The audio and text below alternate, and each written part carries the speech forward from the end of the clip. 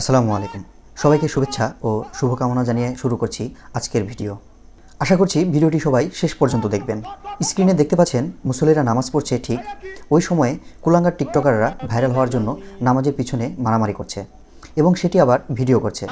এদেরকে সামনে পেলে কি করবেন? ভাই, আমি বলার ভাষা হারিয়ে ফেলেছি। আসলে কি হচ্ছে এগুলো? মানে মসজিদের ভিতর নামাজ পড়তে গিয়ে কি করছে তারা? এগুলো দেখলে খুব খারাপ লাগে যে আসলে এগুলো কি।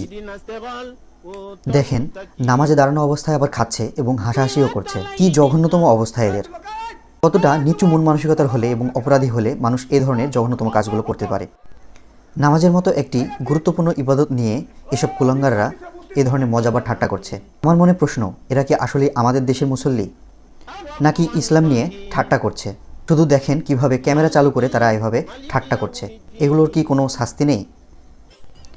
কী ধরনের কাজকর্ম এগুলো? কিছু মহিলারাও উৎসাহিত হয়ে এই ধরনের ভিডিও বানিয়েছে, মনে হচ্ছে তারা প্রতিযোগিতায় নেমেছে। কি সমস্ত অসামাজিক কাজকর্ম, তাও আবার নামাজ এবং ইসলাম নিয়ে। এখন যে ভিডিওগুলো দেখছেন, সম্ভবত এরা সবাই প্রতিযোগিতা করে ভিডিও বানাচ্ছে। কতটা বেয়াদব হলে এ ধরনের ভিডিও তারা করতে পারে? এদের প্রতি কঠিন শাস্তির ব্যবস্থা করা উচিত, যদিও এর ফল তারা পাবে, অবশ্যই পাবে। আমার ভাবতেও অবাক লাগছে, মসজিদে নামাজ পড়তে গিয়ে এগুলো কি করছে। আপনাদের গুরুত্বপূর্ণ মতামত কমেন্টে জানান। ভিডিওটি এ পর্যন্তই। দেখা হবে পরবর্তী কোনো ভিডিওতে। সে পর্যন্ত সবাই ভালো থাকুন, সুস্থ থাকুন। ধন্যবাদ।